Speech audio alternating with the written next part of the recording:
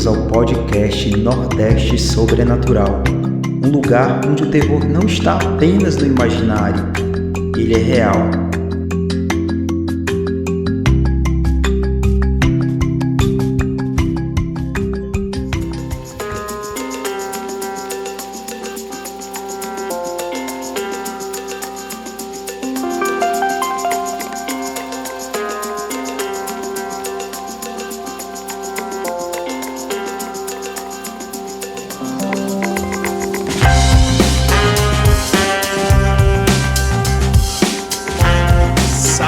Salve, queridos ouvintes do Nordeste Sobrenatural. Estamos começando aqui mais um episódio do nosso podcast. E aqui, na minha frente, está nossa amiga Liz.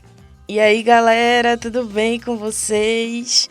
Véi, se eu já não era lá muito fã dos bodinhos, depois desse episódio, com certeza vai ficar mais difícil fazer amizade com o bode depois dessa, gente. Com certeza.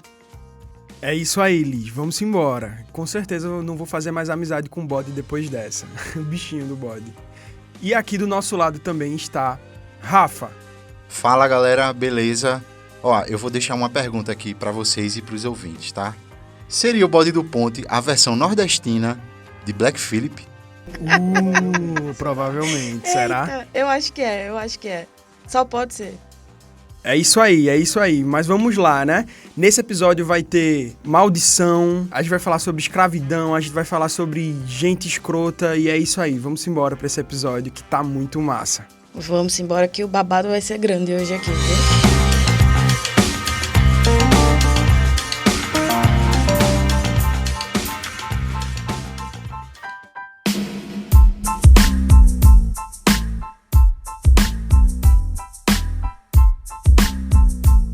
Isso aí, galera, já vamos começar pedindo para que vocês sigam a gente nas nossas redes sociais, principalmente lá no Instagram, @Nordeste Sobrenatural. E se você quiser mandar algum relato pra gente, você pode falar lá na DM do Instagram e também pode mandar um e-mail pra gente no nordestesobrenatural.podcast@gmail.com.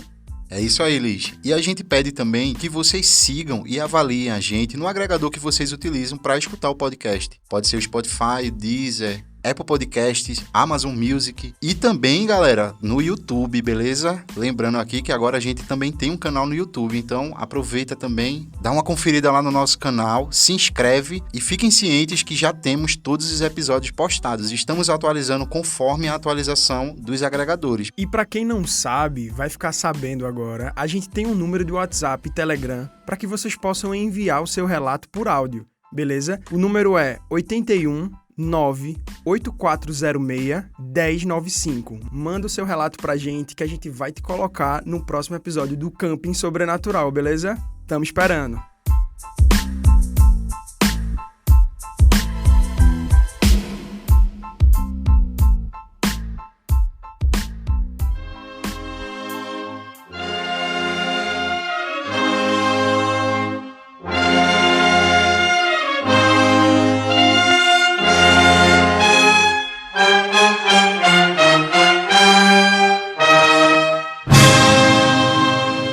O comércio de escravos virou um negócio lucrativo. E entre os anos de 1701 e 1810, quase 2 milhões de africanos escravizados desembarcaram no porto do Brasil devido a esse comércio entre as nações. Esses povos foram parar nas lavouras e engenhos de cana-de-açúcar, de tabaco e de algodão. Pois é, Liz. E o Nordeste brasileiro não só seguiu esse comércio das nações, chamado de mercantilismo, como também foi uma potência nessas atrocidades da época. A vivência entre os senhores e os seus escravos deu origem às mais diversas formas de aniquilamento do negro em favorecimento do branco. É isso aí, Rafa. E nesse episódio, viajaremos no tempo para uma Alagoas bem diferente de como ela é conhecida hoje, numa história que envolve crueldade e maldição. No atual município de São Miguel dos Milagres, localizado no litoral norte de Alagoas, havia um senhor muito cruel, o dono do engenho do Ponte. E é ele e esse engenho que dão origem a essa lenda que ficou conhecida como a lenda do bode do Ponte.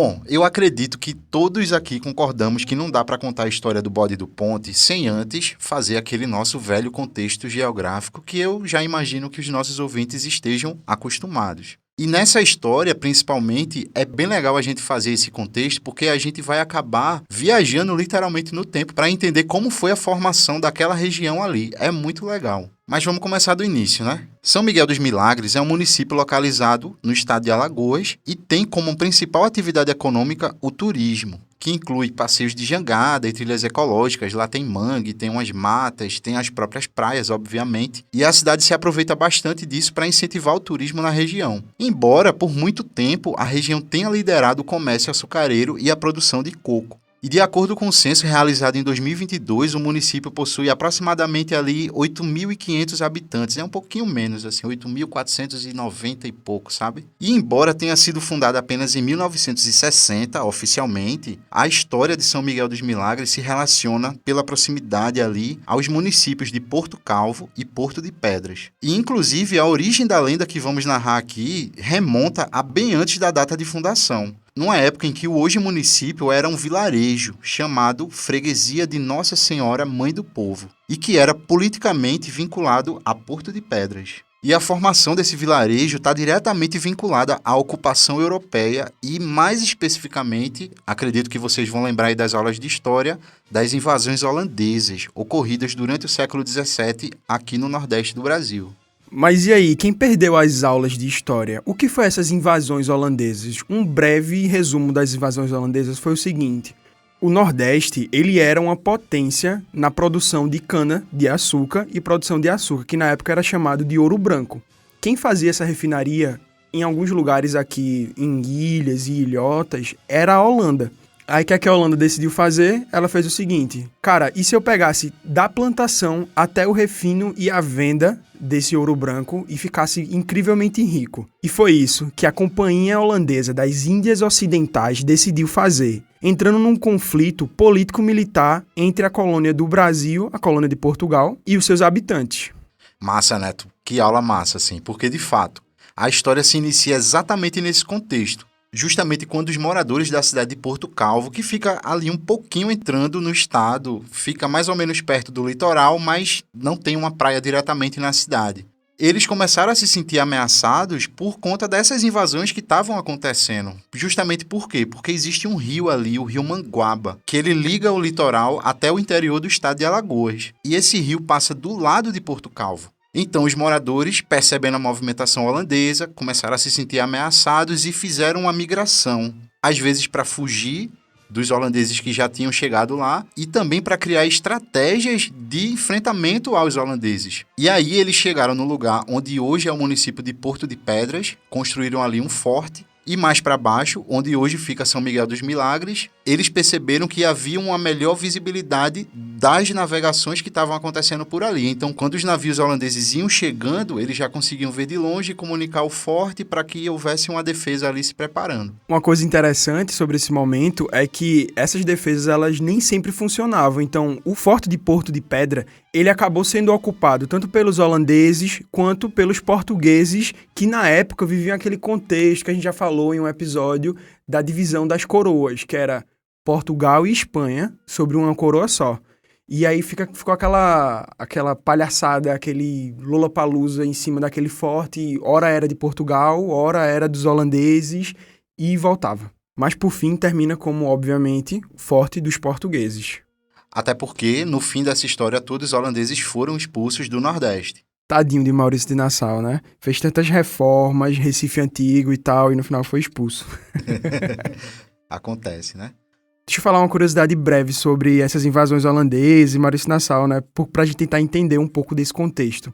Quando eles invadiam, era necessário apoio popular para poder combater essas invasões. Só que o que Maurício de Nassau fez? Ele fez com que as pessoas que fossem lutar contra, elas tivessem suas dívidas quitadas. Porque você tinha senhores de engenhos que, tinham pegado dinheiro com o governo, com o Estado, etc. Eles deviam aos grandes proprietários dali, a própria coroa. E aí, eles quitaram essas dívidas, ficaram no lugar E aí, quando eles começaram a cobrar essas dívidas de volta, a população fez o quê? Vamos expulsar os holandeses agora. Aí eles expulsaram os holandeses e dívida nenhuma foi paga no final de tudo, tá ligado? O objetivo era esse.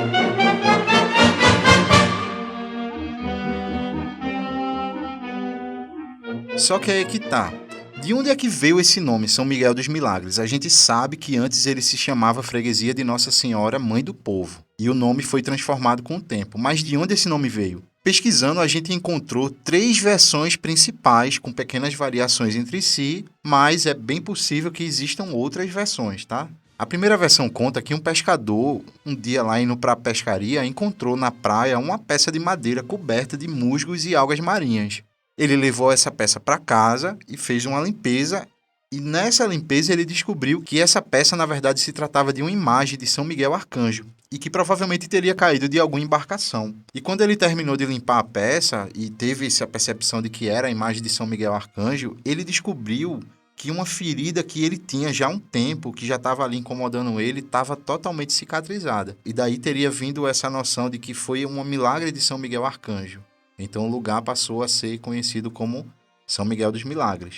Já numa segunda versão, pouco tempo depois desse processo aí de invasão e expulsão dos holandeses que a gente explicou, um pescador também encontrou na praia uma peça de madeira coberta por musgos e algas. A gente percebe que certos detalhes se repetem nessas versões, o que dá um sinal do que teria acontecido de fato, né?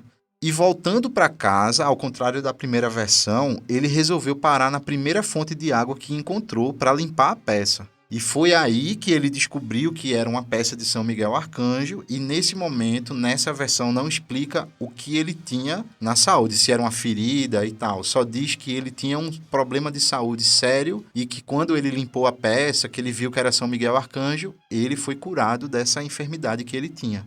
Outra versão, ela segue essa mesma linha de raciocínio que Rafa estava falando, só que em vez de encontrar uma estátua, uma peça de São Miguel Arcanjo, ele encontra uma peça de Santa Maria, a mãe de Jesus. Ele leva essa peça para um lugar e dali começa a sair uma fonte de água. E aí ele acredita que aquela estatueta, ela é de milagres, ela faz milagres, e aí junta com essa história também da ferida e por aí vai. E quando a gente para observar essas versões, fica claro que, pelo menos nas duas últimas, né, exceto a primeira, existe uma fonte envolvida. E faz todo sentido. Por quê? Porque até hoje existe lá, bem no centro de São Miguel dos Milagres, a fonte milagrosa, que seria essa fonte da história. A gente não sabe qual seria a versão oficial, acredito que ninguém sabe, porém tudo indica que existe uma fonte envolvida na origem do nome. E aí, dado todo esse contexto, o ouvinte já fica ciente de onde aconteceu essa história que a gente vai contar hoje.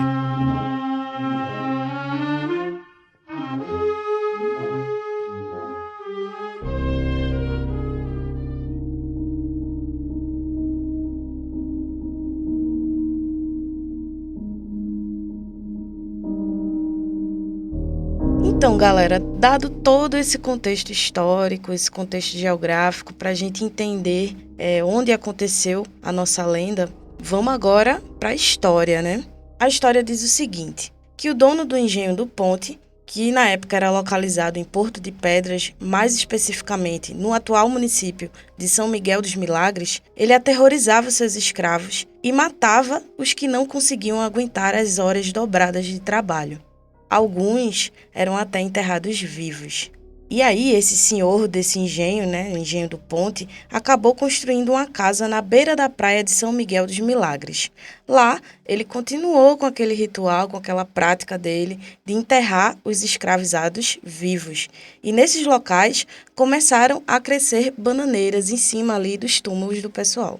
Inclusive, gente, a lenda conta que, em uma determinada ocasião, esse senhor do Ponte colocou na mesa bananas para alguns escravos ali comerem. E depois da galera ter comido, a banana, ele avisou o pessoal que se tratava de uma banana que tinha nascido em cima da cova de um dos escravos que ele tinha enterrado. Veja bem, daí você já tira a qualidade que era esse senhor de engenho.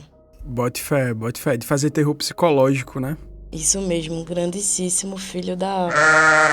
E aí, galera, é contado que esse senhor de engenho continuou com essas atrocidades até o dia em que ele faleceu, tá? E no seu enterro, os que compareceram viram que não tinha ninguém no caixão, apenas pedras. E a partir daí, os moradores do Engenho do Ponte, das regiões de Porto de Pedras, Tatuamunha, Lages, São Miguel dos Milagres e outros vilarejos vizinhos, começaram a perceber coisas estranhas acontecendo.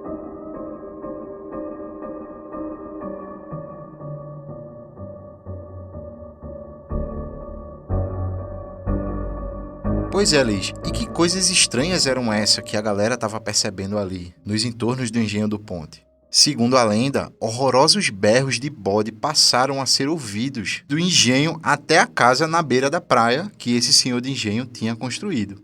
E quando esses berros de bode começaram a ser ouvidos, a conclusão que o pessoal chegou foi a de que o senhor do ponte teria se transformado em um bode maldito que ficava assombrando a região. E a história conta que esses berros, esses gritos que eram ouvidos, eram tão horripilantes que faziam as pessoas desmaiarem de medo. Só que, embora ele tenha aterrorizado esses vilarejos por muitas décadas, em algum momento, por algum motivo que ninguém sabe dizer, ele simplesmente parou, ele deixou de assombrar o pessoal. Só que, assim, depois de um tempo que ele desapareceu, que ele parou de aparecer, de ser ouvido, algumas pessoas começaram a sonhar com o bode do ponte. E segundo a história, ele aparecia para mostrar o lugar em sua casa onde havia enterrado as botijas de ouro, que era uma prática bem comum entre pessoas ricas daquela época. E é bem interessante a gente observar isso. Parece que o sentido da lenda muda dentro dela mesma, sabe? Com elementos que fazem sentido para a própria história que é contada. E a lenda fala que, claro, né, galera?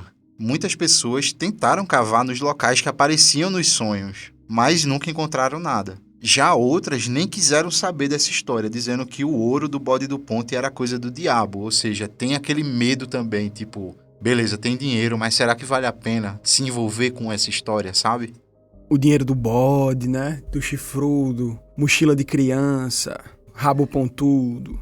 E aí o que é legal é o seguinte, é que a casa onde essa história se originou, ela foi moradia de várias famílias e inclusive já chegou a ser uma delegacia lá nos anos de 1920, cerca de 100 anos atrás, né? Mas hoje o local se encontra em ruínas. E essa lenda é tão forte na região que acabou ganhando um documentário chamado A Lenda do Bode do Ponte, dirigido por Pablo Gomes. E aí a gente vai parar nesse documentário, né? A Lenda do Bode do Ponte, que foi dirigido por Pablo Gomes, e esse documentário ele foi uma das principais inspirações utilizadas para a construção dessa pauta que você está ouvindo aqui agora. E quem é Pablo Gomes? Pablo Gomes, ele era, na época, estudante de cinema, que era morador da região, se mudou, foi fazer faculdade, etc. E aí decide voltar para contar essa história e perpetuar essa história. E é aí que a gente se encontra. E ele vai atrás de vários moradores antigos em busca de diversos relatos, e todos esses relatos, eles se parecem bem fidedignos, já que ninguém tá ganhando nada com aquilo, só por contar as histórias mesmo. E lá você vai encontrar moradores que contam assim, mas meu pai contava, eu nunca ouvi o bode, mas meu pai contava que ouviu, ou minha mãe viu, ou eu mesmo ouvi o bode, e por aí vai. E tem cada história de arrepiar. É muito interessante, vale a pena dar uma conferida. E é desse documentário que a gente tirou os relatos que a gente vai contar agora. Os relatos dos moradores de São Miguel dos Milagres. E só uma coisa que eu esqueci de comentar. Esse documentário ele foi gravado e lançado em 2010. Agora, se eu não me engano, ele foi gravado em 2010 e foi lançado em 2012, eu não sei, fica meio nebuloso ali no YouTube, mas foi nessa época.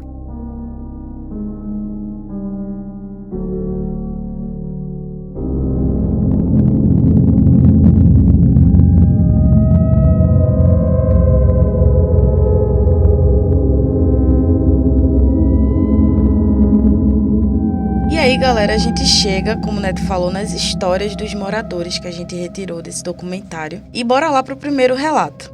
Uma moradora conta que sua mãe teve contato com essa lenda quando era mais nova. Hoje já falecida, a mãe de Dona Maria contou que seu marido era pescador e dizia já ter visto o bode e ter escutado ele berrar. Em um certo dia, quando seu marido saiu para pescar, ela estava em casa fazendo um pirão para a janta, quando ouviu um baita de um berro de gelar sua alma, em alto e bom som, bem pertinho dela. Ela se jogou no chão e foi se arrastando até o pé da cama, onde ficou tremendo de medo, até seu marido chegar e a encontrar naquele estado de terror.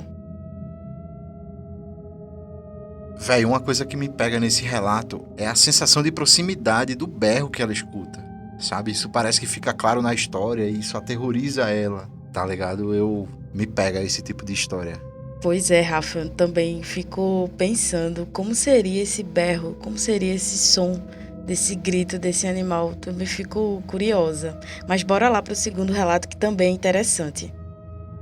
Outra moradora relata já ter escutado o berro do bode do Ponte também.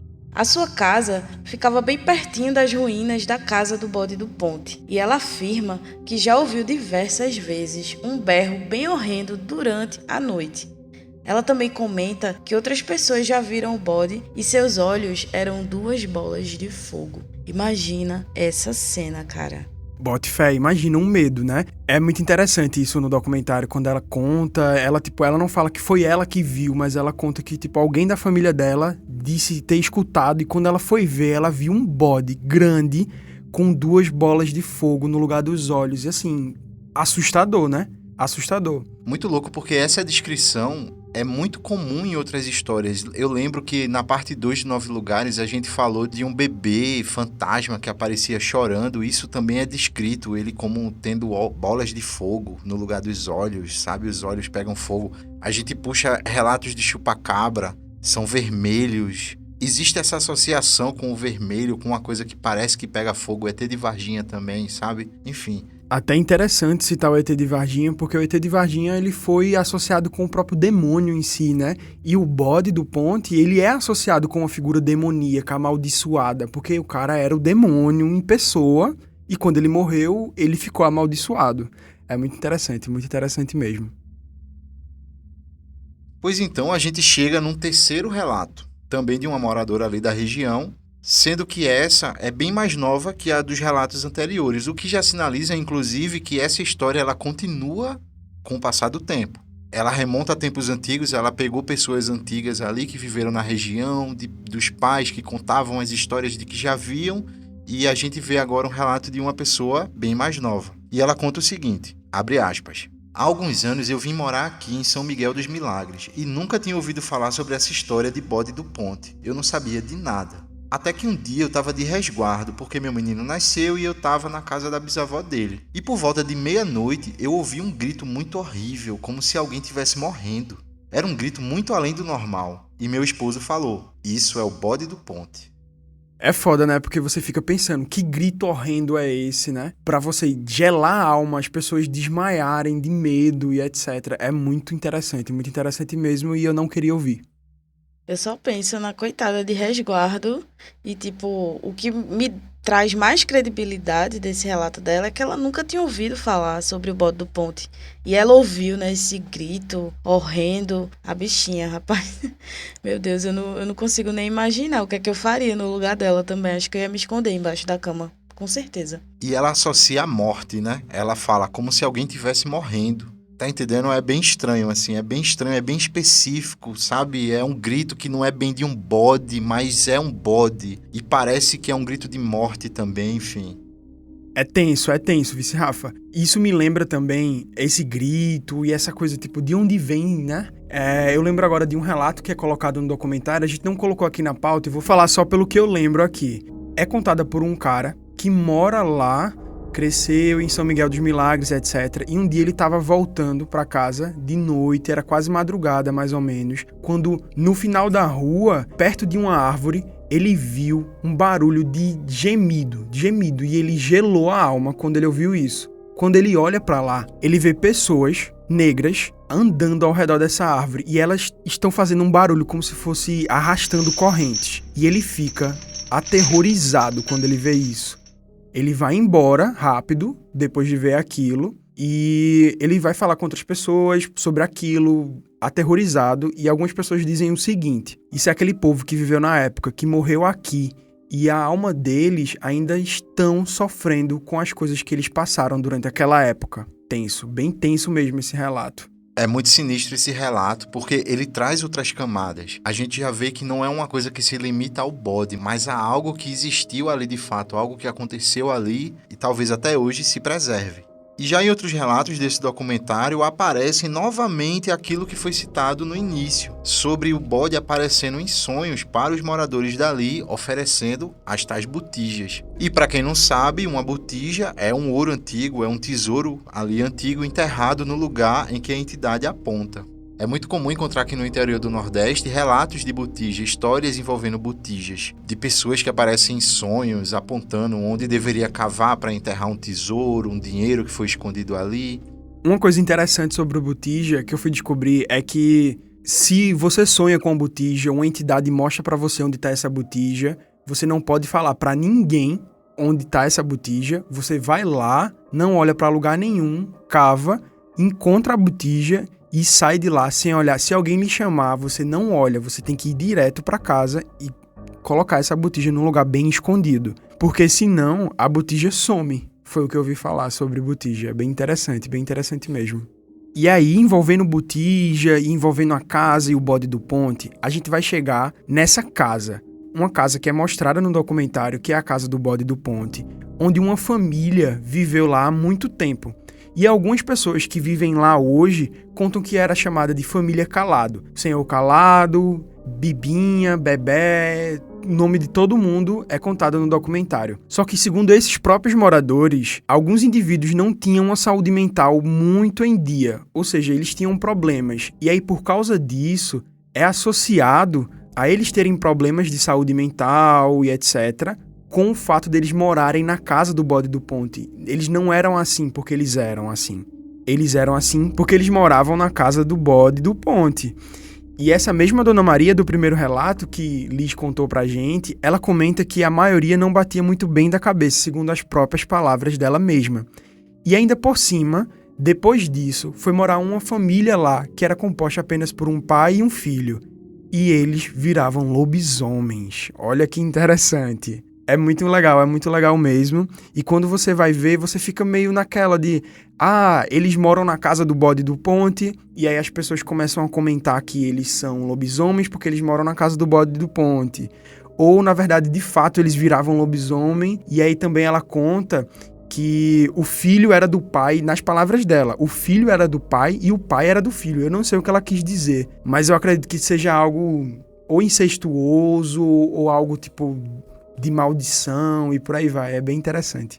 É o que eu ia dizer, né? Acho que envolve uma maldição aí em torno da casa do bode do ponte. Então a história ela vai adquirindo camadas e é isso que eu acho muito, muito interessante sobre o bode do ponte.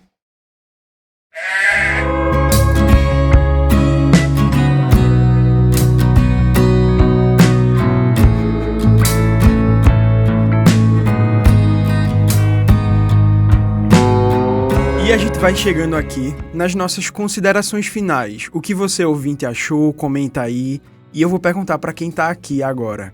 O que vocês acharam dessa história? De toda a sua origem, de tudo que aconteceu ao longo do tempo e o quanto ela vai mudando ao longo do tempo e sendo contada. E quanto ela vai perpetuando algo que aconteceu de fato. O que vocês acham? Então, para começar, eu digo logo assim. Eu acredito, véi.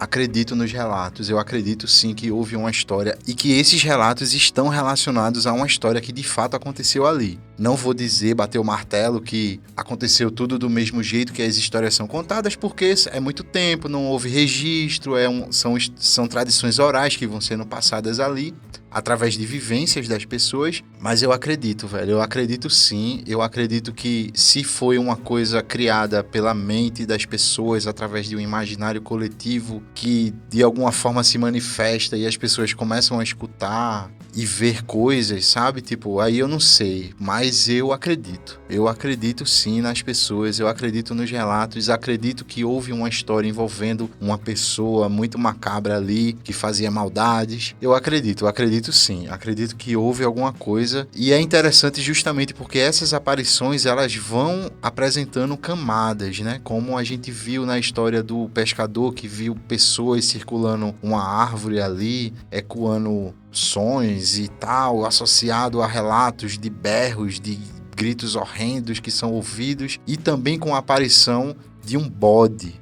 Isso é muito específico, Porque muitos relatos falam do grito, mas ao mesmo tempo a lenda é forte por se chamar a lenda do bode do Ponte. É um bode, se trata de um bode. E aí a pergunta, é o Black Phillip? É o capiroto ali? Eu acho que é. Eu acho que é. O capiroto tá ali se manifestando. Black Phillip do Nordeste. Boa, boa. Black Phillip é muito bom mesmo. Concordo contigo. E tu, Liz, tu acha o quê?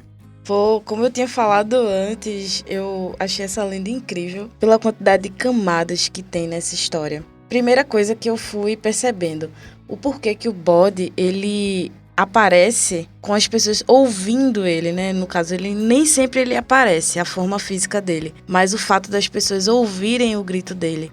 Tipo, o quanto que certas manifestações, sei lá, sobrenaturais, fantasmagóricas, elas aparecem no sentido da audição, sabe? E assim, deve ser muito louco isso, deve ser muito horrível, porque você tá de boa, não tem ninguém ali perto de você, de repente você escuta um urro, um grito, um berro de um bode, que não tem bode ali do seu lado. Cara, deve ser horrível isso, eu nunca ouvi, tá? Nenhuma coisa assim, a não ser a rasga-mortalha, eu já ouvi ela, mas... e assusta, com certeza. Imagina um bode, cara. Foi isso que eu fiquei pensando. E outra coisa também que me pegou dessa lenda é o fato da figura do senhor de engenho, daquele homem ruim, daquele homem que não só escravizava, mas que maltratava. E era um completo psicopata que enterrava a galera viva, tipo... Nossa, que horror. A imagem dele ser associada ao bode, que nada mais seria, Rafa falando aqui do Black Phillip, eu já liguei logo com o Baphomet, né? Aquela imagem lá do pentagrama virado de cabeça para baixo, com o chifre do bode, quer dizer, né? Aquele ser com cabeça de bode, corpo de homem e pata de bode. Nossa, eu acho Baphomet, assim, medonho. Toda vez que eu olho para um bode, eu lembro de Baphomet, eu tento não associar, mas é muito difícil. Bote fé. Eu também fiquei pensando nisso, sabe? Naquela ideia do bode. E aí eu fiquei pensando, será que ele morreu e aí tinha uma entidade, alguma coisa assim, e aí associaram essa entidade a ele? Ou será que de fato ele virou amaldiçoado? E uma coisa interessante também, que é comentada no documentário, é que ele deu seu tempo. Houve um momento em que isso era muito vivo no norte de Alagoas. As pessoas ouviam que moravam ali na região, ouviam esse bode, ouviam o berro, tinham os relatos e etc. Só que em algum momento isso para de acontecer. E eles comentam, ele passou seu tempo, ele pagou seus pecados, que dura mais ou menos ali 100 anos, 70 anos, uma coisa assim. E aí acaba esse momento, as pessoas param de ouvir o berro do bode, só que aí vem uma pessoa, no relato que Rafa comentou, que nunca viveu na região e tal, foi morar lá, casou, foi morar lá e ouviu um berro, um grito horrendo, que nas palavras dela era um grito de morte. E aquilo, cara, aquilo me assustou, me pegou muito, eu fiquei muito obcecado por essa história, é muito massa mesmo. E o fato dele ser um cara que era uma pessoa ruim, que era um senhor de engenho, depois que ele morreu, começou a criar essas histórias. Eu acho muito interessante mesmo essa história. Eu adorei trabalhar nessa pauta, adorei gravar esse episódio. E eu espero, assim, de verdade, do fundo do meu coração, que com esse episódio, com esse documentário, essa história ela se perpetue. Ela não morra com as pessoas que estavam ali, aqueles senhores, aquelas senhoras que estavam contando as histórias. Eu acho que esse é o objetivo do documentário e esse é o objetivo desse episódio. Gravar na memória das pessoas essas histórias e a história do bode do Ponte. Eu acho muito massa. Pois é, Neto. Tu começou a falar algo que eu ia pontuar também, que é justamente essa questão da gente passar as tradições pela oralidade, né? A importância que é a gente passar essas histórias à frente. Não só o fato de ser um bode que tá lá berrando, causando medo nas pessoas, ou uma botija que tá lá escondida, apareceu em sonho. Não é só por isso, mas é pelo fato de que a gente não deve esquecer o que foi a escravidão, o que foi o período de escravidão, né? E eu acho que a importância dessa história do bode do Ponte não é sobre o bode em si, é sobre a gente não esquecer o que foi que aquele bode, aquele senhor de engenho fazia com aquelas pessoas, sabe? E sobre a memória que a gente quer deixar para os que vão vir depois da gente, né? Acho que é sobre isso, é por aí. Boa. Massa, Liz, tu ter comentado isso. Por quê? Porque nesse documentário Pablo ele vai até o FAO e entrevista um historiador para saber qual é a perspectiva dele sobre a lenda, o que é que ele pensa. Ele relata a história sobre, por exemplo, do senhor de engenho enterrar os escravizados vivos. E ele explica o seguinte: na perspectiva mercantil da parada, não faria sentido ele enterrar os escravizados vivos. Por quê? Porque eles custavam dinheiro, existia uma economia girando em torno disso. Então, assim, é o que ele fala. Não é um hábito comum, porém faz sentido quando a gente olha a lenda acontecendo dentro dessa perspectiva escravocrata. E aí, isso me remeteu a uma figura que talvez os ouvintes já conheçam, que é a de Delphine Lalaurie, eu não sei pronunciar o nome, Lalaurie, eu não sei pronunciar o nome, mas que foi uma condessa, foi uma socialite, foi alguém da nobreza dos Estados Unidos que lá no século XVIII, 18, 19 por ali, ela torturava pessoas escravizadas. Ela tinha dinheiro, mas ela tinha um sadismo ali com ela. Ela não estava pensando na grana, ela não estava pensando no valor que aquelas pessoas custaram para ela. Ela estava pensando na oportunidade de praticar algo que estava dentro dela, sabe? E quando eu vejo essa história de ele enterrar pessoas vivas, eu sinto esse mesmo sadismo, sabe? Por isso que eu não desmereço. Eu acho muito plausível toda essa história.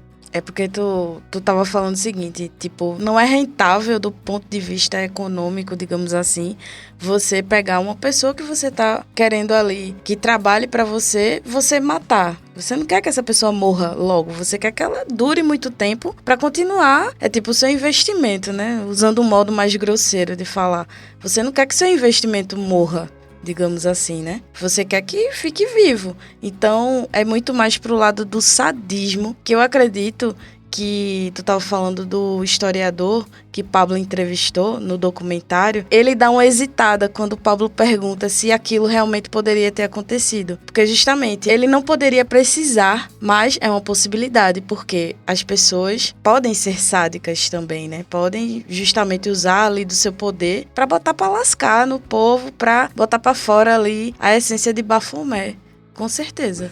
Bote fé, Liz. E outra coisa que corrobora essa perspectiva histórica é a seguinte: é o fato de os moradores terem encontrado moedas antigas ali. Moedas já bem calcificadas, cobertas ali por corais e tal, mas que você percebe que são moedas antigas, que não têm valor hoje em dia, mas quando a gente associa a história de botijas, de um ouro enterrado, talvez de fato houve ali um senhor de engenho que enterrou sim dinheiro e havia realmente um sentido em toda essa história, sabe? Eu acredito, velho, eu acredito muito forte. Pois é, Rafa, eu tô contigo. Eu acredito também que tenha realmente existido um senhor de engenho que não estava nem aí para a economia dele, né? À toa que ele enterrava botijas, né? Ele estava só querendo executar o sadismo que ele tinha nele. E eu acho que realmente, talvez, ocorreu uma maldição aí. Quem sabe, né? Os orixás amaldiçoaram ele, não sei. Transformaram ele em bode para ele ficar lá sofrendo. Quer dizer, né? Assustando o povo. Não sei se isso foi muito bom. Mas eu acredito, sim, que realmente tenha acontecido e que essas pessoas realmente escutem esse bode até hoje lá gritando. Eu só não quero ouvir, não quero. Bote fé, também não quero ouvir, não. Uma coisa interessante que tu estava comentando, Rafa, sobre o documentário é que ele vai atrás e o engenho do Ponte, ele existe ainda hoje. Ele vai atrás no engenho do Ponte e as pessoas que moram lá, elas preferem não comentar. Elas, nunca ouvi falar, eu sou novato aqui, etc. E ele conclui o seguinte, antes de ir embora, é que as pessoas ainda têm medo de falar sobre isso, elas preferem não dar crédito ao que pode acontecer se eles escutam e por aí vai. Pois é, Neto, ele fala sobre o medo que as pessoas têm de uma certa retaliação a respeito dessas famílias. Mas eu acho muito interessante a gente comentar aqui que, de fato, essas famílias que herdaram todos aqueles engenhos, aquelas plantações enormes de açúcar, aquelas refinarias, essas famílias ainda estão no poder até hoje. Talvez não no mesmo ramo, mas elas vão se adaptando ao capitalismo, à forma que a gente está vivendo economicamente hoje, mas que elas ainda continuam no poder. Massa, é isso aí, Liz. Abaixo o mercantilismo, abaixo o capitalismo. E agora a gente vai para nossas indicações Vocês têm alguma indicação sobre a lenda do bode do Ponte? Quem tá descobrindo agora? Quem ouviu falar, mas tá descobrindo agora de verdade a lenda do bode do Ponte? O que é que ela poderia procurar para se aprofundar um pouco mais nessa lenda? Neto, acho que com certeza o documentário de Pablo Gomes, que está disponível no YouTube, se chama A Lenda do Bode do Ponte. É de 2012 esse documentário. Eu acho muito legal que vocês assistam. Quem quiser saber um pouquinho mais sobre a história desse bode, procura ver esse documentário no YouTube. Acho que tem 1h20 por aí, mas é muito massa porque mostra o relato da galera e ele vai a fundo na busca sobre essa lenda. Então, quem quiser saber um pouquinho mais, eu acho que é um bom caminho para se começar. Depois do nosso episódio, claro, né? É isso aí, Liz. Eu deixo, claro, com certeza também, como indicação, o documentário de Pablo, A Lenda do Bode do Ponte, mas para não ser redundante, eu deixo também como indicação A Bruxa, porque, querendo ou não, a gente tem ali um exemplo de manifestação envolvendo esse ser, né, o bode e tal, é bem legal também, se você tiver interessado, o filme A Bruxa, é de 2015, eu particularmente gosto muito, e ele traz esse personagem, né, o bode maldito que tá ali assombrando, de alguma forma ali, perturbando a vida das pessoas ao redor, é bem legal. Massa. Eu também gosto muito do filme da Bruxa, é muito interessante como é que é abordado ali o bode, Black Phillip, Baphomet, e aí no final termina com aquela coisa macabríssima. É muito interessante, vale a pena dar uma conferida. E outra coisa que eu queria recomendar também é uma coisa que, pra galera do Sul, não tem muito contato com esse tipo de literatura, que é a literatura de cordel, que no próprio documentário, um cordelista, ele afirma que o cordel tá morrendo. Sendo assim, eu vou deixar aqui o cordel, O Homem que Virou Bode. É super curtinho, você vai encontrar na internet e é bem interessante mesmo, que conta essa história do bode do Ponte de outra perspectiva. Conta de uma forma extremamente poética, que eu acho o cordel uma das formas literárias mais lindas que a gente tem aqui no Brasil e que merece ser muito ouvida e lida. O cordel é muito massa. É isso aí, Liz. E ele é lido também, cantado em forma de repente. Pra quem não sabe, repente é uma forma de você fazer uma rima no improviso aqui no Nordeste, que é muito interessante também. E é isso aí, pessoal. Espero que vocês tenham gostado desse episódio. Vão aí atrás das nossas indicações. Obrigado por ter ouvido até aqui. Deixa aí o seu comentário. O que é que você acha dessa história? O que é que você acha do bode do Ponte, a origem e tudo mais? No YouTube, no agregador que você tiver, manda uma DM pra gente. Se você é de Alagoas e tem algum relato sobre o bode do Ponte, manda aí pra gente que a gente vai adorar comentar num camping sobrenatural, beleza? Isso mesmo, galera. Cuidado com os bodes por aí, viu? Valeu se você ouviu até aqui. E é como o Neto disse, se você ouviu a gente pelo YouTube, deixa um comentário, deixa um like, se inscreve no nosso canal e também segue a gente lá no Instagram, tá certo? E é isso. Valeu, gente. Valeu, galera. Até o próximo episódio. Beijinho, tchau, tchau. Bé...